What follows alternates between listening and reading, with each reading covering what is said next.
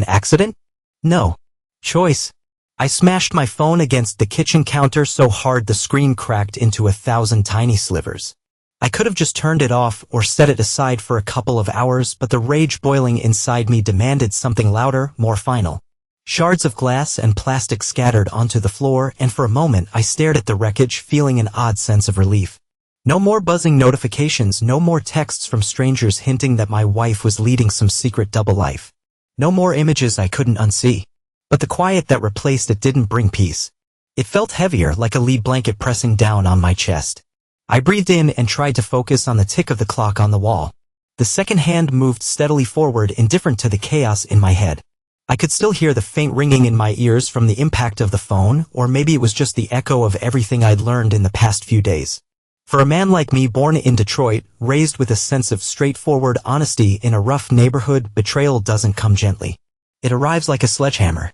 I used to think that if I worked hard, stayed loyal, and kept my home clean, love would remain unbreakable. I was wrong. My name is Michael Johnson. I'm 35, married for almost 10 years to a woman I thought I knew better than myself. We moved to Seattle for my job in marketing at a tech company that prides itself on new ideas and bright futures. I always believed in bright futures. But the present is dark now, overshadowed by the reality that my Sarah, has been unfaithful in ways I never could have predicted. I remember the night it started to unravel. She was leaving for a party. We'd been invited together, but I had a stack of work to do, some campaign that needed final revisions. She slipped on a new dress, one that hugged her figure more tightly than usual. There was a flicker in her eyes I'd never noticed before, anticipation mixed with defiance. I said, "Don't do it," though I wasn't fully sure what I meant. Maybe I sensed something in her posture, the way she tilted her head, the lilt in her voice as she said, "I'm going," like a challenge. She just gave me this little laugh, light and dismissive, then walked out the door. Her heels tapped on the pavement outside, then silence. I didn't follow. I didn't call. I didn't check Instagram or any other social feed that night. I told myself I needed rest, that maybe I was just overthinking. But deep down, a primal alarm had already begun to ring. The next morning, I opened YouTube, intending to catch some business news or motivational talk, something to give structure to my day. An ad popped up. OnlyFans. At first I rolled my eyes, ready to skip. But the username shown in the corner matched a handle Sarah once used in an old Telegram account. My heart snagged on a silent panic. I clicked, almost in a trance. There she was, masked by heavier makeup, hair teased out in a style I'd never seen her wear at home. But the eyes were unmistakably hers, those soft blue irises that once shimmered under the Seattle drizzle. The first video was short. Sarah, or this version of Sarah, teased the camera with a slow, deliberate move of her shoulder strap. My breath caught in my throat. The second video escalated, an unbuttoned blouse, a coy smile. The background was unfamiliar, a plush sofa in deep red, probably not in our house. I felt the blood pound in my temples. But it was the third clip that shattered my illusions. She wasn't alone. In that third video, a man stepped into frame. Tall, fit, and confident in a way that seeped through the screen. I didn't recognize him. Later, I'd learn his name, Anthony Tony Rivera, a would-be actor from Los Angeles. But at that moment, all I saw were his hands on my wife, moving across her body like he had every right in the world to claim her. She arched toward him, parted her lips, and breathed in a way I'd never heard from her in our marital bed. An ache twisted in my stomach, half rage, half heartbreak. I wanted to look away, but I couldn't. It was raw betrayal, naked, unapologetic, filmed for an audience that paid to watch. My voice croaked out a single word, "Sarah." I turned the video off. My mouth went dry, my heart hammered. I felt like the floor under my feet had given way. All my instincts told me to scream, to call her, to demand an explanation. But something else rose in me, something far colder and more dangerous, a silent, strangling fury. I closed the laptop, sat at the kitchen table, and just breathed. My eyes stung as if I'd been punched. I told myself, "Don't cry, don't shout. You're better than this." But the tremor in my hands gave me away. I ended up hiring a breathing coach, some new age approach I'd never considered before, because I felt I was choking on my own anger. Sarah noticed I'd become distant, but I said it was work stress. She believed it, or pretended to. She had her own secret life to maintain, apparently. 2 days later, she returned home from another meeting, coffee in hand, casual smile on her lips. That same mouth that had formed seductive shapes around Tony not too long ago. She said, "Morning, honey. Got you a latte." I forced myself to nod, pretend I was thankful. When she leaned in to kiss my cheek, I let her. My lips tightened, but I said nothing. Each gesture felt like a staged performance, an echo of that show she'd put on for the camera. And me, the clueless husband, was the last to know. I put my phone, still intact at that point, on the table and pressed play on the videos I'd downloaded. One by one, I showed her the evidence. No words. Just the damning visuals. Her expression went from a half-smirk to wide-eyed horror. And there it was, the same face I'd seen in those clips, the same eyes, but now stripped of glamour. She tried to speak. No sound came out. I let the silence hang like a noose. Then I played another clip, sound only, some moaning that was undeniably hers. She flinched as if slapped. Finally, I showed her screenshots of the channel's comment section and her own likes. She sank onto a chair, the latte trembling in her hand. I watched her face, searching for guilt, shame, regret. Maybe I saw flickers of those, but mostly I saw confusion, as if she was caught between wanting to keep lying and wanting to unburden herself. Michael, she started, voice cracking. It's not what you think. I calmly slid the phone aside. Then what is it? I made my tone quiet, dangerously so. She pressed her lips tight, tears in her eyes. I waited. Her tears didn't move me, I was beyond that. Beneath her sobs I saw the woman from the videos, the one who'd lied. The one who'd chosen to humiliate me, us, for the thrill of it. She began talking about a difficult period in her life. Her father's death when she was younger, the stress of being a freelance designer in a city that never really felt like home, the emptiness inside that she'd been trying to fill. She mentioned how she'd discovered a platform where she could express herself and earn money.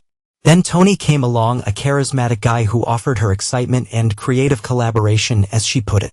And with every word she spoke, the space around us felt colder, heavier. Because all I heard was justification, rationalization.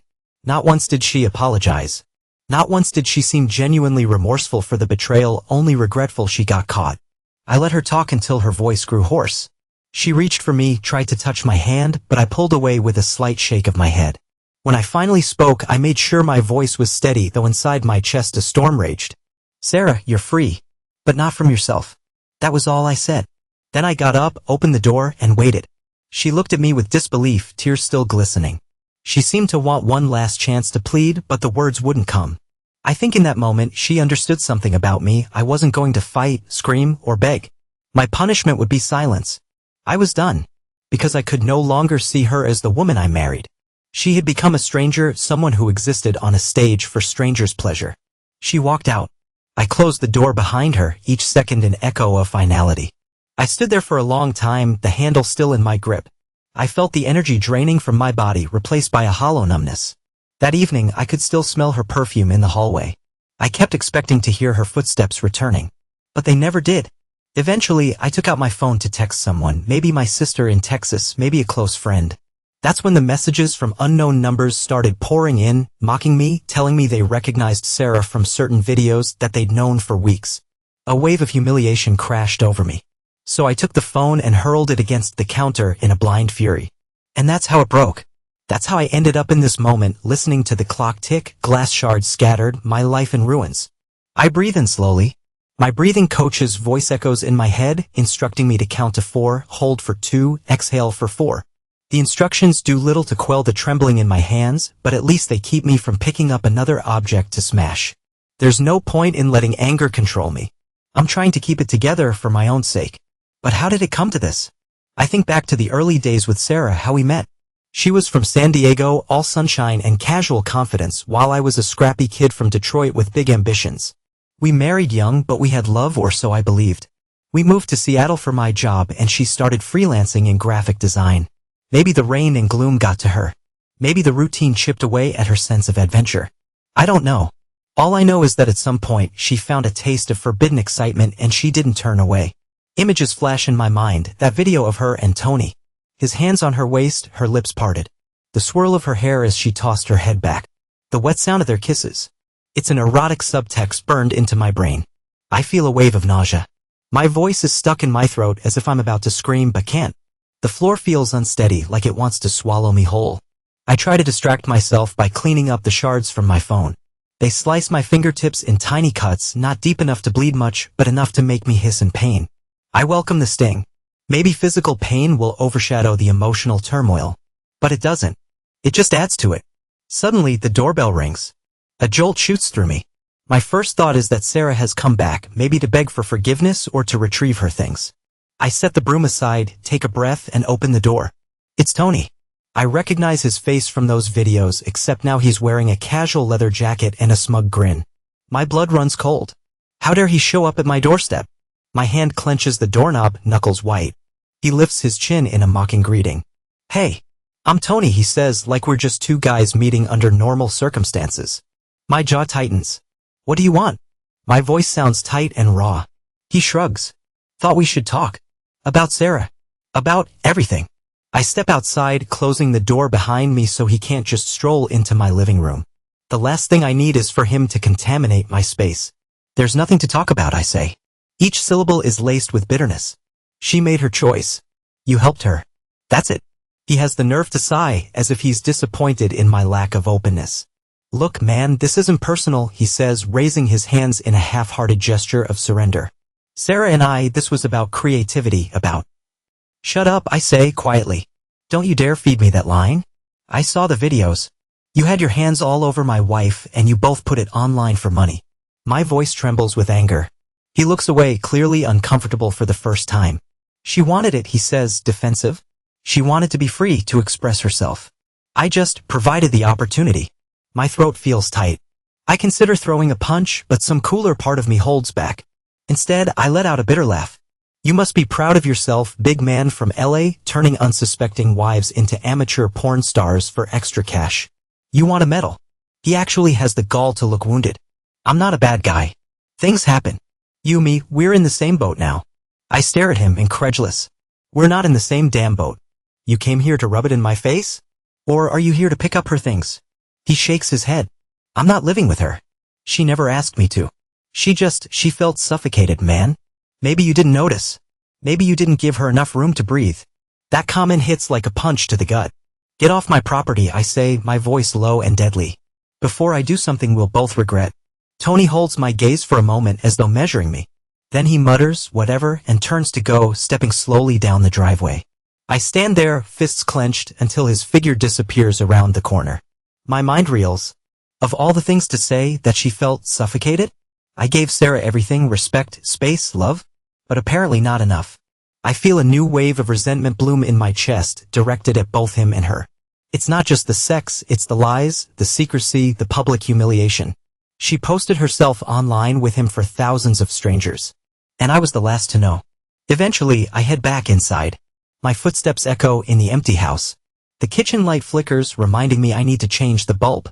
The small details, like that broken bulb or the squeaky hinge on the door, used to feel trivial. But now they loom large, reminders of a life built on illusions. The tea kettle begins to whistle, but the sound irritates me, so I yank it off the burner, nearly spilling scalding water on my hand. Anger surges, but I swallow it down. I recall the breathing instructions: inhale 4, hold 2, exhale 4. My chest tightens. It's like trying to extinguish a house fire with a single bucket of water. I force myself to tidy the house, an odd attempt at normalcy. I gather old receipts, empty coffee cups. I wipe down the counters. My wedding photo with Sarah sits on a side table in the living room, the two of us grinning like fools on the day that was supposed to mark forever. I pick it up, stare at my own eyes, brimming with hope. Carefully, I set it face down. I can't bear to look at it anymore. Time slips by in a haze. Night falls. I sleep fitfully on the couch, haunted by images of Sarah and Tony locked in an embrace. At around 3 a.m. I wake from a nightmare with a cold sweat. It's so quiet I can hear the clock ticking from across the room. A wave of loneliness washes over me. I almost wish she would walk in, say anything, give me some explanation that would let me forgive her. But that's a lie I can't afford to cling to. The truth is, I don't want her near me now. The next morning, I rummage through my broken phone. I manage to turn it on one last time, though the screen is useless. Using my laptop, I block her accounts on every social media platform. I block Tony's name from my mind, or at least I try. And I realize I need a new phone, so I drive to the store. The salesman tries to upsell me a fancy model, but I just shake my head. I just need something simple, I say. Calls and texts, that's it. On the way back, I see a sign for a local counselor's office. My sister once told me therapy is underrated. I consider it, but the idea of pouring my guts out to a stranger feels pointless. My thoughts spool around, maybe I should handle this on my own. After all, I'm the only one who can decide what to do next. But the tension in my chest suggests otherwise. Later that afternoon, Sarah tries to call me from some unknown number, maybe a friend's phone, because I see an unfamiliar ID lighting up my brand new device. I don't answer. Let her wonder if I'm even alive. The thought of hearing her voice right now triggers a swirl of contradictory feelings: heartbreak, anger, longing. I choose silence instead. A few days pass, each one more surreal than the last. I manage to show up to work where everyone around me chatters about quarterly goals and marketing strategies. My mind is anywhere but the present. I half expect coworkers to approach me with pity in their eyes, as if they too have seen the videos. But so far, no one says anything. Maybe the humiliation is reserved for me and me alone. I spend my breaks in a quiet corner, scrolling through emails, trying to keep my mind numb. By the third day, it becomes too much. I email HR, telling them I need some personal leave. They grant it with surprising ease, probably because I've rarely taken time off before. So I head home early and stare at the walls, letting the shadows lengthen. When the doorbell rings again, I brace myself, certain it's Tony. Maybe he's come to pick a fight or to spin some new story. But when I open up, it's Sarah. She looks different. Paler, the makeup toned down. She's holding another cup of coffee, a peace offering. The same brand we used to share on lazy Sundays. She steps in without waiting for an invitation. I allow it, though my gut clenches. The silence between us is thick as she sets the cup on the table. I tried calling, she says softly. I know, I respond, voice flat. My gaze flicks to the clock on the wall, it's ticking away, each second a reminder I can throw her out any moment. She exhales shakily. Michael, I need to talk to you. To explain. Please. I fold my arms. You told me plenty last time. I don't recall hearing an apology though. She flinches. I'm sorry. Her voice wavers. I don't know how else to say it. I made a horrible choice. But you don't understand, I was losing myself. I felt invisible. My laugh is bitter. Invisible? So the solution was to star in amateur porn with some guy from LA. She flinches again. It wasn't supposed to go that far. Tony and I started collaborating on small projects, photo shoots, teasers. I was making good money. The attention felt addictive. I could be someone else for a while. But it spiraled. I'm not proud of it. I notice my jaw is clenched so hard it hurts. I take a breath, speak quietly. You think that changes anything? You lied to me for months. You humiliated our marriage in front of strangers online. Her tears start again, but I remain stone-faced. She steps closer, tries to rest her hand on my arm. I don't move away this time, but I don't acknowledge her touch either. She continues, I get if you want a divorce. I understand. But part of me hopes we can fix this. We had something real once. I want to try therapy, counseling. Anything. I tilt my head regarding her with a cold curiosity.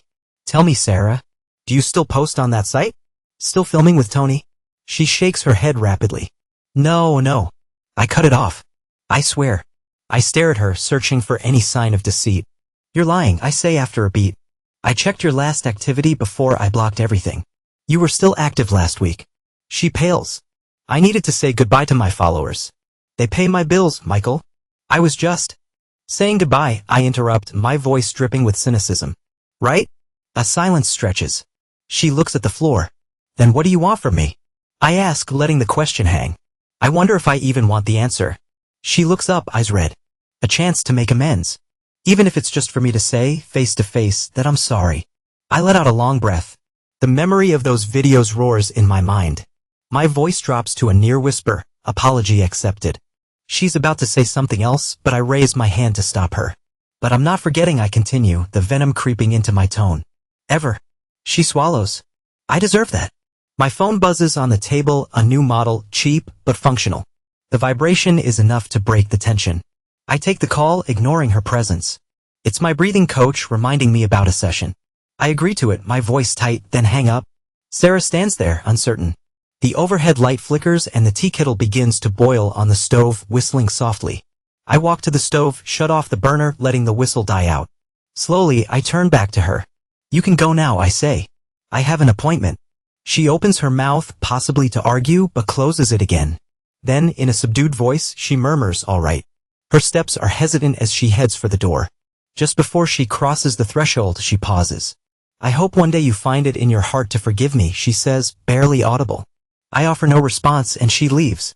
When the door clicks shut, I set the kettle aside and lean on the counter, letting out a breath I didn't realize I'd been holding.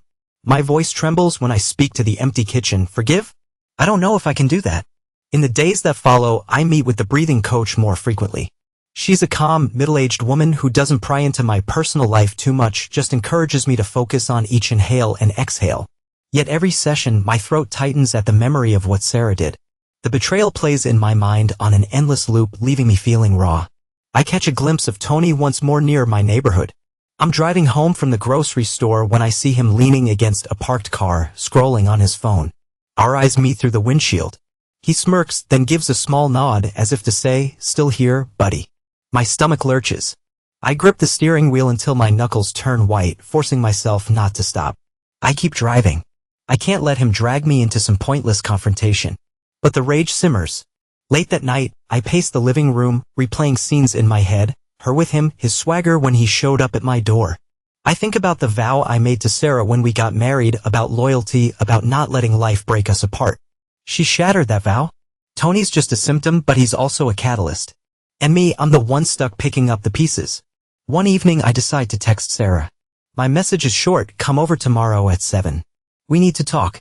I don't expect a reply, but I get one a few minutes later. I'll be there. By 6:45 the next day, my heart pounds in anticipation. I've tidied the house again, making sure there's nothing lying around to remind me of the wreckage we've become. She arrives exactly at 7 o'clock, like she's trying to prove she can be punctual and responsible. I let her in. She smells of some light perfume, something that reminds me of better times. I clamp down on the emotion that stirs in me. She stands by the couch, hesitant. I gesture for her to sit, then I take the armchair across from her, like we're in some counseling session. Silence drags on. Eventually she speaks, her voice soft. "Thank you for letting me come." I clear my throat. "I want you to hear me out. I need you to understand how deep this cut is. Because I'm not sure you really do." She nods, biting her lip. "I'm listening." So I start. I talk about how I used to view marriage, about my parents in Detroit, how they stuck together through job losses, family deaths, everything. How I never once questioned whether Sarah would be there for me through thick and thin. I talk about waking up that morning I discovered her OnlyFans handle, how my heart nearly stopped when I recognized her face on the screen.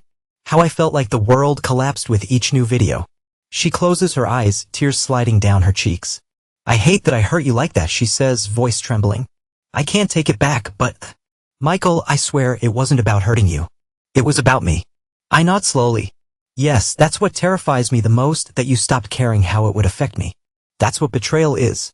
She looks away, shame flickering on her face. In the quiet, I notice the faint hum of the heater, the drip of a faucet in the kitchen. Little background noises that underscore how fragile every moment is. Finally, I speak again. "I'll never see you the same way. Do you realize that?" She presses her lips together. "I do. And it kills me. I want to say something cutting, something cruel. But all that comes out is a weary sigh." "Where are you staying?" I ask. She hesitates. "A friend's place. I'm looking at renting a room in a shared house. I don't have enough saved up to get my own apartment yet." My chest tightens with a mix of pity and anger. "You made a good amount from that account, though, didn't you?" She flinches. "It's complicated. The money's mostly gone to paying off some debts. And Tony took his share." I bark a laugh. "Of course he did." She tries to defend him. "He helped produce, he had connections." "Spare me," I growl, cutting her off. My voice cracks, but I force it steady. "You both took something precious from me. I don't want to hear about how it was business." She lowers her gaze. "I understand." We fall silent again, a thick tension between us. Then I say, "I need you to pack your things. Whatever you left behind here, gather it and go. Today. I can't have reminders of you in every corner." She nods, tears brimming. "All right." We walk upstairs together, though I keep a distance. She enters the bedroom, our bedroom, and begins collecting clothes, accessories, all the items that used to define her presence in our shared life. I watch from the doorway, arms folded. My chest feels tight, my breath shallow. She's quiet, methodical. Occasionally she glances at me, but I don't soften my expression. At one point, she reaches for an old photo of us hugging at a park in Seattle. "Should I take this?" she asks, her voice trembling. "Do what you want," I reply, my tone icy. I see her slip it into a box, tears falling silently. When she's done, she stands with a suitcase in one hand, a cardboard box in the other. "I guess this is it," she whispers. I just give a curt nod. "I'll walk you out." Downstairs, the living room is dim, the overhead light is flickering again. We reach the door, and she sets the box down to open it. She glances back at me, eyes filled with regret. My heart is pounding so loudly, it's a wonder she can't hear it. Michael, she says, voice trembling, I never wanted this to end like. Stop, I cut in, softly but firmly. No more. I can't listen to you rewrite reality. This is how it ends, Sarah. She looks like she might say something else, but then her gaze drops. She picks up her box and steps outside. The door closes with a soft click, and I stand there, feeling both victorious and utterly hollow. The next day, I'm antsy. I keep replaying everything in my head, my final words to her, the quiet acceptance in her eyes. I tell myself I did the right thing, that I needed to push her away. But the little voice inside me asks, could you have salvaged it? Did you want to? I hate that voice. I hate that I'm not entirely sure of my own answer. I throw myself into working out, going for a run along the rainy Seattle streets. My lungs burn with each breath, but I keep pushing as if punishing my body might ease the internal agony. The memory of Tony's arrogant grin flashes through my mind, and I pick up the pace until my muscles scream. A few passers-by glance at me with concern, probably because my face looks twisted in anger and heartbreak. Eventually, I slow to a walk, panting, trying to calm the storm inside. I look out at the water near the pier. The gray sky merges with the gray ocean as if the world is enveloped in sadness. My phone buzzes. I glance at it, expecting maybe a message from Sarah. Instead, it's a text from Tony. My blood runs cold. It reads, I see you're working off some steam. Want to talk like men? I'll be at the bar near 5th and Pine tonight. I stand there, phone in hand, heart pounding. The audacity of this guy to text me like we're old pals. Every fiber in me screams to ignore him. But another part, the part that craves some sort of revenge or closure, stirs. That night, I find myself walking into the bar at 5th and Pine, a dimly lit dive that smells of stale beer and regret. Tony sits at a corner booth, sipping a whiskey, a half-empty glass in front of him. He raises his eyebrows when he sees me but doesn't stand. I slide into the opposite seat, ignoring the protest in my mind that tells me to walk away. For a while, we just stare at each other. Then Tony lifts his glass. To broken illusions, he says sarcastically. I say nothing, my glare steady. Eventually, he sets his glass down, swirling the liquid. Sarah told me you confronted her. Good for you, man. I bristle. Don't talk about her. He smirks. Sure. Let's talk about you then. You think I'm the villain, right? I clench my fists under the table. Is there a universe in which you're not? He huffs a laugh. Look, I'm no saint. But you can't pin all of this on me. Sarah made her choices. She reached out to me, by the way. Not the other way around. She wanted out of your tidy little marriage. She felt stifled. I bite my tongue, a trembling fury building. Then why are you here? Gloating? He shakes his head. No, not gloating. I guess. I was curious. Wanted to see what kind of man you are. You see, in my line of work, people come and go, chasing excitement. It's all a performance. But real life is different. Real heartbreak. He points at my chest. That heartbreak. It's raw. It's real. My voice is thick with bitterness. You know nothing about me. I know enough, he says quietly. I know you were a decent husband. Steady job, loyal, considerate. But Sarah craved more. More attention, more thrill. He shrugs. I provided it. That's all. My jaw tightens. You could have stepped away. He laughs, short and humorless. Sure. But then I'd miss out on what she was offering, right? And I'm not one to say no to a good time. Maybe that makes me scum, but I'm honest about it. His words are like a punch to my gut. I feel the old urge to smash my fist into his face, but something about his tone stops me. There's a strange emptiness in his eyes, as if he's used to this pattern, meeting the husbands or boyfriends of the women he's bedded, dealing with the fallout. The thought makes me sick. Go to hell, I mutter, standing up. He grabs my wrist, not hard, but firmly enough to hold me there. Listen, Michael. She might not be done with this. She loves that rush, that spotlight. You might hope she's changed, but from what I've seen, that craving doesn't vanish overnight. I yank my arm away. Stay out of my life. He shrugs, leaning back in the booth. Fair enough. But remember, you can't blame me for everything. It was her choice. And maybe yours too for letting her slip away. My breathing quickens, voice trembling with anger as I speak. I never let her slip away. She betrayed me. That's all there is to it. He just nods, finishing his drink. Sure. I walk out of the bar, each step feeling heavier than the last. Outside, the streetlights cast a sickly glow. The pavement gleams with recent rain. I pause under one of those lights, letting the drizzle soak my hair. My heart thumps and I realize how close I came to throwing a punch, how close I still am. But I hold back. Something about Tony's hollow gaze unsettles me, like he's a cautionary tale of a man who's drifted too far from any moral anchor. By the time I get home, it's late. I collapse onto the couch, the overhead lamp flickering again. I let out a ragged sigh. Tony's words echo in my mind. She might not be done with this. Part of me knows he could be right.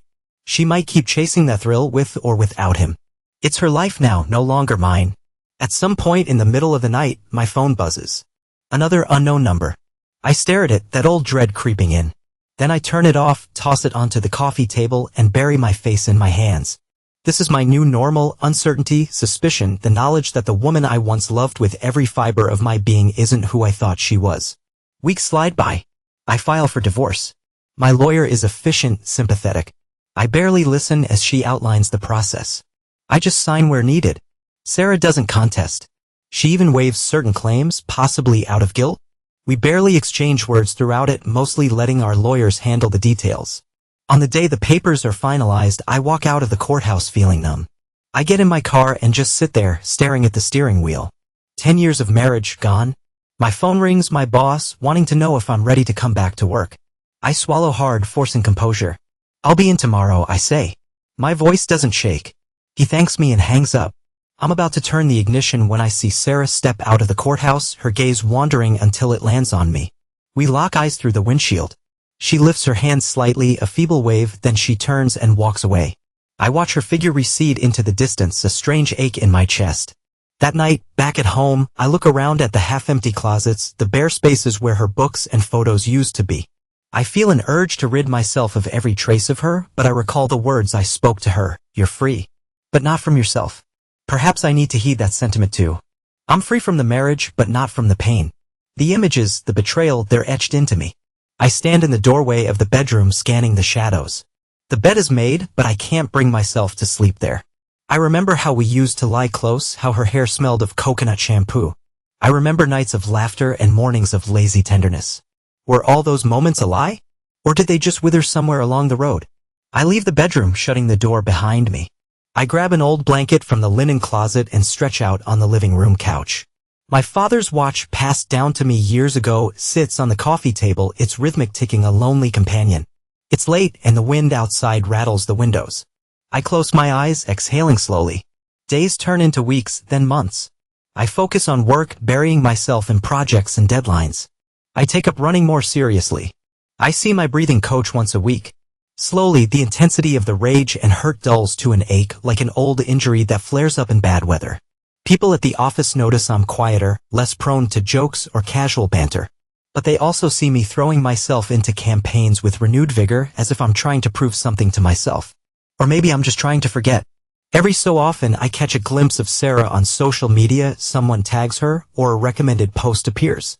She's changed her hair color to a lighter blonde and posts new designs she's created for clients.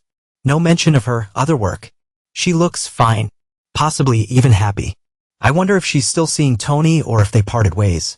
I wonder if she regrets anything. But I don't contact her. The wound is still too tender and maybe always will be.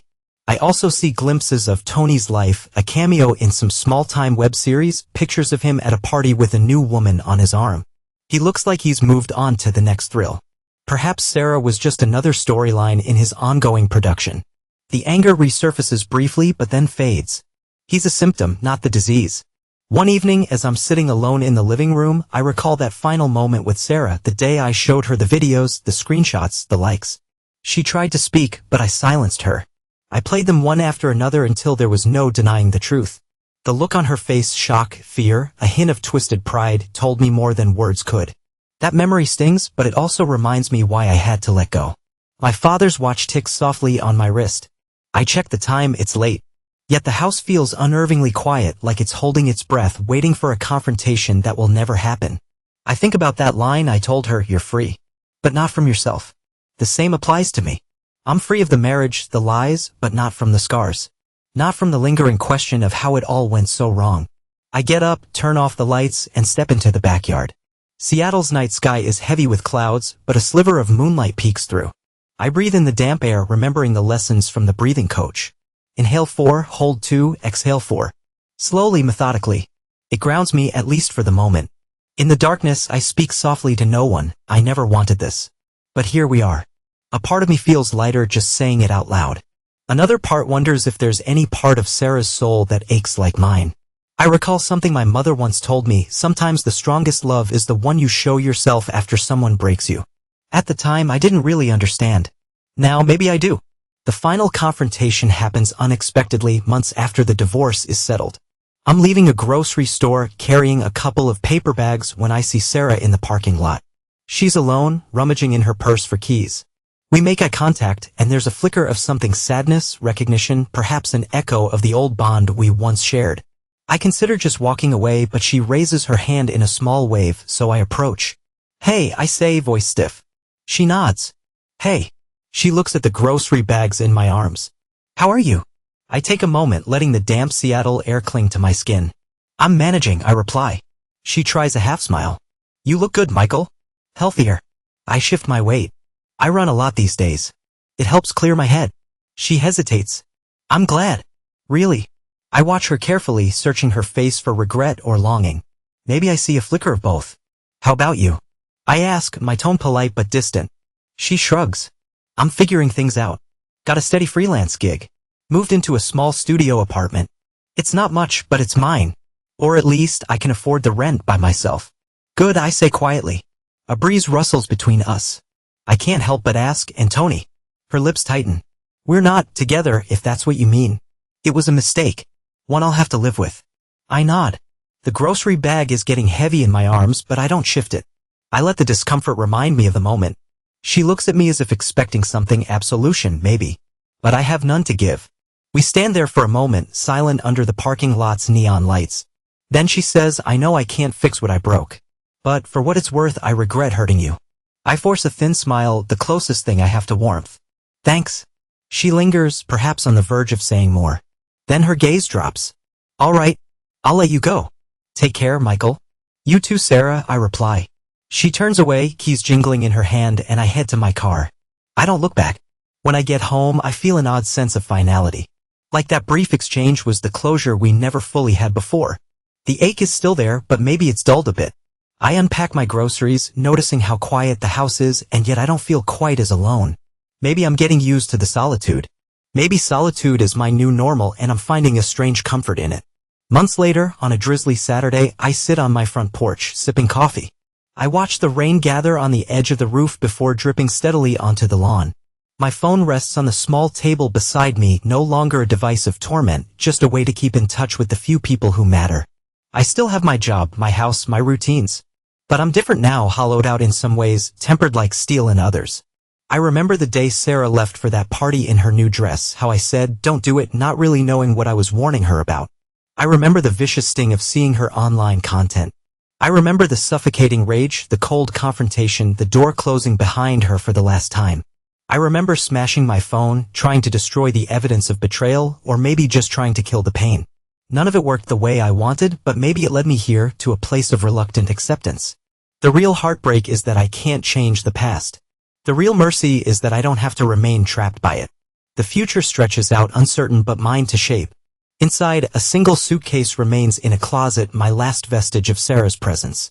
She left it behind by accident, or maybe she forgot. It holds a few old clothes, some mementos from our early years. I pull it out, set it by the door, intending to drop it off at a donation center. As I rummage through it, I find a small notebook of hers. Flipping through, I see sketches, design ideas, half-finished notes. On the last page is a scrawled line: "I want to be free, but I don't know how."